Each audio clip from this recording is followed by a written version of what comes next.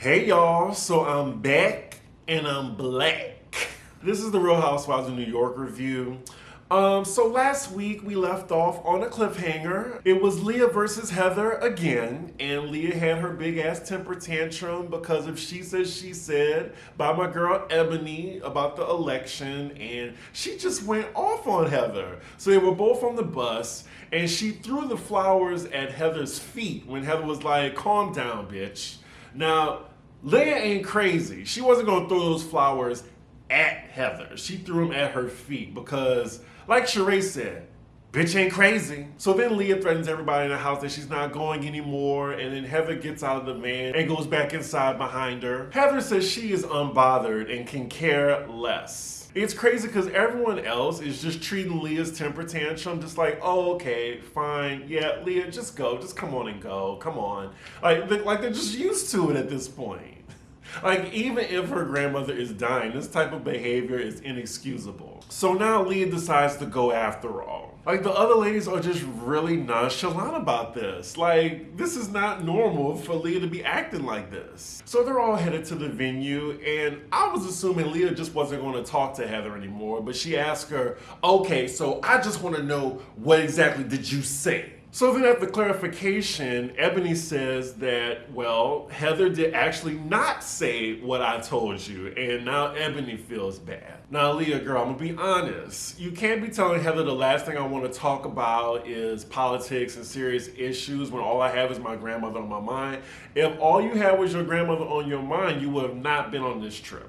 I'm just saying, coming on this trip was a really bad idea for you. And Leah actually apologized and said, I'm sorry if I overreacted. So they arrive at this venue, and it's definitely a private event. Like, it's literally just the ladies, Luann's daughter and her niece, and the announcer, and the rest is the service staff. So they're all just having their little personal 70s Halloween pageant right now. The number of times Ramona has just said cleavage. I want to show my cleavage. I want to show my cleavage. I work hard on my cleavage. I want to show my cleavage. So now all the ladies are sashaying on stage in their sashes. So now they're doing a talent category where each of the ladies, one by one, are going to showcase a talent of theirs. First up, we have Luann, and she is a majorette with her baton. That's all she's doing right now. Ramona's talent is her arms, and she's doing aerobics on stage now. I guess she brought two little mini weights, and she just starts doing raises on stage, and then she starts doing push-ups in a ball gown. Wow, 40 push-ups. I will give it to her that she does not look her age. She does look a good 59. I'll give her that. She looks a good 59, even though she's almost pushing 70. So Leah's up next, and she's doing some type of hula hoop trick. Heather is doing a cheer. Be aggressive. Be aggressive. Is that from somewhere? That sounds familiar. So it's Ebony's turn. She's doing a spoken word. Child, Eboni will remind these bitches that I am a black woman every 10 seconds. I mean, I get it. Bless her heart. I mean, I'm not sure if Ebony's reading the room, but I don't think Eboni cares. But yeah, she is doing some Maya Angelou shit right now. Everyone in there is just like, okay. So we get back to the comedy now, and Sonja comes out doing a mime interpretation. So now in this pretend pageant that they're, using the first 10 minutes of this episode for, we're finding out the winner. Eboni is third place, Luann is second place, and Leah wins. And Leah only wins because Luann feels sorry for her. But Leah thinks she just won just because she was that great. And no, Luann lets us know, yeah, I told him that. Let her win. She needs it. Okay, so it is the next day. The ladies are finally leaving the Hamptons. They were there for 5 days, y'all. And I feel like there was an episode for each day that so much shit happened. I was like, damn, like, are we gonna go back to Manhattan at any point? We see some of the ladies packing. Ramona comes down the stairs and she reads a text message from Leah. Leah has already left the premises. She also thanks the ladies for dealing with her this weekend. And also, unfortunately, she lets them know that her grandmother passed early in the morning, around like 3 a.m. And that was another reason why she left. I really feel bad for her. Like, I'm not sure like why she couldn't just be by her grandmother's side. But I'm guessing her reason was she didn't want to see her unresponsive. So the rest of the ladies come downstairs for breakfast, and Ramona and Luann let them all know the news about Leah's grandmother passing. Ebony's like, she feels where Leah's coming from since her grandmother is dying as well, and saying that maybe it wasn't so bad for her not to be by her grandmother's side because she still wanted to hold the memories of when her grandmother was alert and present, rather than seeing her in a state that she didn't want to. Also, as Eboni is explaining this, she's being very vulnerable and open to the other ladies, which is really nice to see. Oh, it looks like Eboni might have a long-lost sister plot. And unlike Melissa Gorga, I believe this one. So then, at the table, Heather lets Eboni know that there was something that was on her mind that she wanted to tell her, and she must have realized later down the line. Maybe production whispered in Heather's ear, like, hey, this is what you said. Ramona cuts Heather off, like, oh, are you gonna say something? Are you gonna be preachy? Oh my God, I would have socked her at the table just at that moment. Sonja was like, let her speak, let her speak. She gets so uncomfortable. Oh my God. Anyway, Heather apologizes to Eboni about the articulate comment, and she said it was only positive intent behind it. And Eboni was like, oh yeah, girl, I know, it's fine. And then she's explaining articulate to the other ladies. I mean, this was bound to happen. Like, even Heather makes mistakes. I think all the women have now, at this point, have done some form of a microaggression towards Eboni. And it was expected. I'm glad that Heather acknowledged it, and she acted on it, and she apologized. Ooh, I just know white people are watching this and it's just like, again, because, I went to BravoCon and there was not that many faces that looked like me, and I know their target audience, so I know the whites watching this are tired, but so the fuck what? That's what I gotta say to it. Because this is what happens when you have a franchise of 13 years with no one of color, with ladies that just represent a certain fragment of New York instead of all of it. And when you enter in someone like Eboni, things like this is gonna happen. So deal with it. This is reality TV. Welcome to reality. So after this, we have a kumbaya moment. Thanks, ladies. We did have our ups and downs, and I'm just so glad you all came. Yada, yada, yada. Woo, child. And after that long Hamptons saga, we are finally back in Manhattan.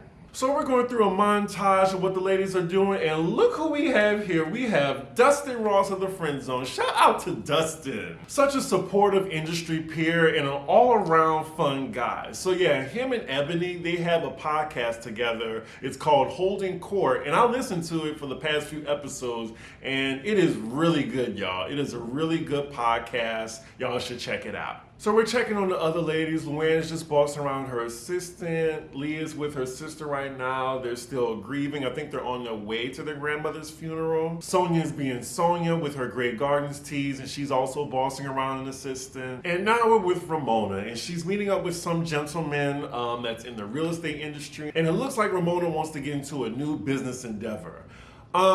She's pushing 70, but I'm guessing she loves to work. Money is her aphrodisiac. So Ramona needs a real estate license, and I'm pretty sure the purpose of the conversation with this very, very privileged looking gentleman is for her to cut corners so she can get her real estate license faster. Yeah, this scene goes on, and I don't care, so fast forward. Next scene, we have Eboni meeting Leah at the boxing ring. Where that lunkhead gentleman friend of hers works. And it looks like they're just gonna get some boxing lessons. I love Eboni, just representing with the X shirt. Every moment. You're gonna get some blackness every moment. I appreciate it. So before they start boxing, Ebony's like, well, let me just check on my girl. Now, y'all pay attention to the guy behind her when she said she gotta go check up on her girl first. His face is like, I'm not sure if that was in regards to Eboni, but it was just weird. So Leah lets Eboni know she's okay, yada, yada, yada. She's still going through it. She's grieving. Okay. Then after that, Sonja comes in and joins the ladies for their boxing lesson. So now it looks like Eboni, as well as Leah, has taken on Sonja as a pet project to boost her self-esteem and make her more confident due to having terrible friends like Ramona and Luann. Leah's friend really is out of like some Rocky or cheesy 1980s boxing movie. Come on, what are you holding back for? What are you holding back for? Like, wow, there's people like that really exist. So it's the next day and it's election day, and then we see multiple viewpoints of all the ladies saying that they have voted.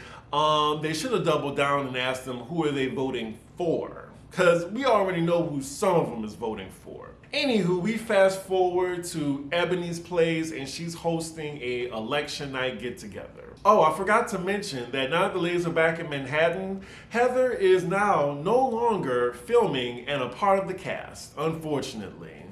And you know, we have Leah to thank for that. So the first person to arrive is one of Eboni's friends, and you know, more black people, the better. So Leah arrives and again, what the fuck is she wearing? Like, she's getting worse than Giselle with these fashions. All she's wearing is like a basic ass black top, black pants, but she tucked in, it looks like she just tucked in some random tulle fabric in the back of her ass, and now it's just like trailing behind her with some ugly white boots. Child, isn't she a fashion designer? Wow. She looks crazy. It looks like she's trying so hard. And then Ebony's friend's just looking at her like, oh, she's serious wearing this. So next we have Luann coming to the party, and for some reason she's in a John F. Kennedy mask. I'm not really sure why, but it's better than her wearing an Obama mask. I mean, she knows better. Honestly, it doesn't even make sense to have election night parties anymore because we never know the results by midnight, ever. Now Leah's sister comes by. Ooh, Leia's sister needs some sun and some moisturizer. Is that her younger sister? Because she looks so old. She looks 40. This spread of food that Eboni has out looks great, but Leah's badass dog keeps jumping on the table and touching the food. That is a no-no. Keep your dog in a fucking cage or in your lap. So the ladies that are there now are talking about Ramona and how they're not surprised that she did not come to Eboni's election party. I mean, the viewers aren't surprised either, but Luann is. I'm not sure why, because anything involving politics, Ramona tries to ease away from it because we know her true racist colors are gonna show. We know who she voted for too. She did not vote for Biden, let's just say that. But also they're saying she's in Long Island because she's afraid that Manhattan might burn to the ground if, I'm guessing, Trump wins again or they're gonna have riots and stuff.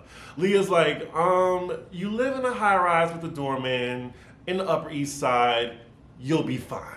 I'm trying to think, when Carol had her election party, did Ramona go? I don't think she went. Ooh, Eboni, this Gucci Dapper Dan jacket. Everything. Everything. So Eboni lets the ladies know that she'll be hosting an event in Harlem. Harlem. On Real Housewives of New York, we have not even heard the word Harlem. And this is season 13. So I'm very excited about that. It's going to be in the next episode. She's going to have like a themed event. And you know some of these ladies have never been to Harlem before. So now Sonja joins the event and she looks very overdressed for this. She's wearing like a pink sparkly gown. But yeah, it's Sonja. It looked like she already on the dolls and already had a couple sips of champagne. She don't look crazy though. Like, it looks nice. It's just, this is a very casual, informal event. Eboni's friend looks so uncomfortable. She's like, girl, what did you get me involved in? Oh my God, why can't they get these dogs under control? They are just running around eating the food? I'm very surprised because, you know, black people don't play that and animals being around the food. So Ramona FaceTimed the ladies from Long Island. She asked Sonja what the fuck is she wearing. I actually would have reserved that comment to Leah. But yeah, Eboni confirms with Ramona like, oh, you're going to my Harlem party tomorrow, right? And Ramona's like, well, I think I will. You know, I've been looking at the news in New York. Look like it's going to be safe after the election. Sonja is in her confessional calling bullshit. She's saying Ramona just don't probably want to go because it might be a political event. And Ramona in politics, it's basically what works better for Ramona. Sonja don't give a shit. She just airing her friend out. But yes, I really do need to see Ramona in Harlem to believe it. Ooh, so now they all talking about Ramona now that they got off the phone with her. Leah's sister called her a hypocrite. Ooh, it's getting messier. So Sonja is telling everybody how manipulative Ramona is being by posting a picture of her with Eboni as well as the other black friend of the show who we have not met yet. Her name is Brashan Shaw. So this is Ramona's black friend. I thought this was going to be Heather's friend, but this is actually Ramona's friend. Wow. But Sonja's giving very veiled explanations to the ladies about why she thinks Ramona is being manipulative right now. But Ebony's just like, say it, say it. So the elephant in the room is Ramona is posting pictures of herself with black women to offset the narrative that she's a racist. Now, definitely Ramona is ignorant. Let's just say that. And Ramona having a black friend is comical. But anyway, that's the general consensus of the group. And Luann agrees, Sonja agrees. Leah even mentions that she has never been on Ramona's Instagram, but her two new black friends are. Now, I remember the picture of her and Ramona together, and I was like, oh, Ramona's getting along with the black girl? So yeah, I can totally see Ramona just posting it to be like, oh, see, I have black friends. I'm getting along with the black girl. Because I definitely remember Ramona's birthday of her 50 closest friends. No one black was at that party. The only black people at that party was the staff.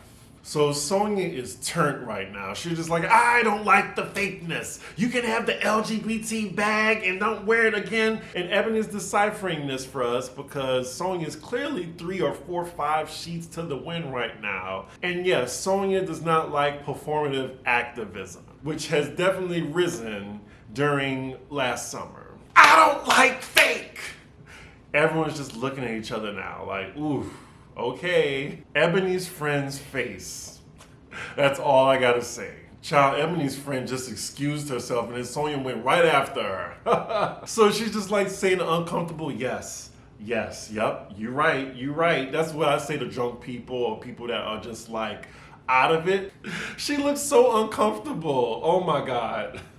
So now we have the instance of whenever Sonja gets drunk, we have some people that try to ignore it politely, and then Luann just jumps up, oh, I gotta go, I gotta make sure I can't see her like this, I gotta go, it's gonna trigger me. So Luann leaves and she tells other ladies, I'll leave this up to y'all. Y'all tag team and make sure she gets home. Yep, and now we see Sonja, she's clearly talking, and then the producers do that little time-lapse manipulation, talking. Yeah, party over. So yes, party's over, everyone leaves. We already know who won that election, thank God. And that is where the episode ends. This was an okay episode. I'm sad that Heather is no longer filming for the rest of the season. I am excited for next week because it is the Harlem episode. So yeah, with that, like, comment, and subscribe, y'all. And I will see y'all for the Beverly Hills review. It's coming out on time. Bye.